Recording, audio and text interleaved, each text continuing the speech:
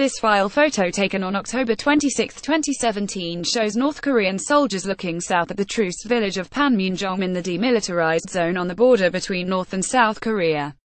Yoongjep Getty Images. The only way to locate and secure all of North Korea's nuclear weapons sites with complete certainty is through an invasion of ground forces, and in the event of conflict, Pyongyang could use biological and chemical weapons, the Pentagon told lawmakers in a new, blunt assessment of what war on the Korean peninsula might look like. The Pentagon, in a letter to lawmakers, said that a full discussion of U.S. capabilities to counter North Korea's ability to respond with a nuclear weapon and to eliminate North Korea's nuclear weapons located in deeply buried, underground facilities is best suited for a classified briefing. The letter also said that Pentagon leaders assess that North Korea may consider the use of biological weapons and that the country has a long-standing chemical weapons program with the capability to produce nerve, blister, blood and choking agents. The Pentagon repeated that a detailed discussion of how the United States would respond to the threat could not be discussed in public. The letter was written by Rear Admiral Michael J. Dumont, the Vice Director of the Pentagon's Joint Staff, in response to a request for information from two House members about expected casualty assessments in a conflict with North Korea, including for civilians and U.S. and allied forces in South Korea, Japan and Guam. A decision to attack or invade another country will have ramifications for our troops and taxpayers, as well as the region. For decades, Ted Lieu D. Kalof and Ruben Gallego Darras wrote to the Pentagon. We have not heard detailed analysis of expected U.S. or Allied force casualties, expected civilian casualties, what plans exist for the aftermath of a strike, including continuity of the South Korean government. The Pentagon said that calculating best or worst-case casualty scenarios was challenging and would depend on the nature, intensity and duration of a North Korean attack, how much warning civilians would have to get to the thousands of shelters in South Korea, and the ability of U.S. and South Korean forces to respond to North Korean artillery, rockets and ballistic missiles with their own retaliatory barrage and air strikes. The letter noted that Seoul, the South Korean capital, is a densely populated area with 25 million residents.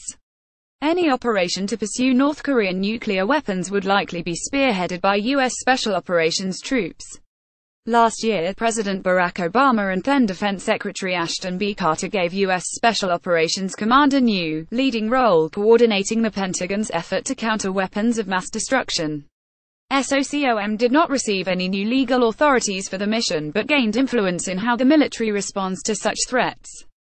Elite U.S. forces have long trained to respond in the case of a so-called loose nuke in the hands of terrorists. But senior officials said SOCOM is increasingly focused on North Korea. Dumont said the military backs the current U.S. strategy on North Korea, which is led by Secretary of State Rex Tillerson and focuses on ratcheting up economic and diplomatic pressure as the primary effort to get North Korean leader Kim Jong-un to stop developing nuclear weapons. Tillerson, Defense Secretary Jim Mattis and the Joint Chiefs of Staff Chairman, Gen. Joseph F. Dunford Jr., have emphasized that during trips to Seoul this year. In contrast, President Trump, who goes unmentioned in the Pentagon letter, has taunted Kim as Rocket Man and expressed frustration with diplomatic efforts, hinting that he is considering preemptive military force. I told Rex Tillerson, our wonderful Secretary of State, that he is wasting his time trying to negotiate with Little Rocket Man, Trump tweeted on October 1, adding, "Save your energy, Rex, well do what has to be done." On October 7, Trump added in additional tweets that North Korea had made fools of U.S. negotiators.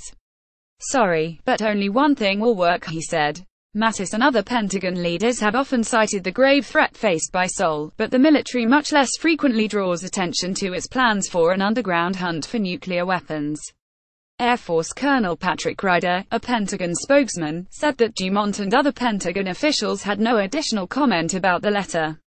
A senior U.S. military official in South Korea, speaking on the condition of anonymity to discuss ongoing operations, said that while the 28,500 U.S. troops in South Korea maintain a high degree of readiness, he has to believe that North Korea does not want a war, given all of the nations aligned against it. If you open the history books, this is not the first time that we've been in a heavy provocation cycle, the official said. On the side of South Korea and the United States, he said, there is no action taken without extreme consideration of not putting this in a position where a fight is going to happen. Dumont's letter also notes that we have not seen any change in the offensive posture of North Korea's forces. A statement by 16 lawmakers, released simultaneously with the Pentagon letter, urged Trump to stop making provocative statements that impede diplomatic efforts and risk the lives of U.S. troops.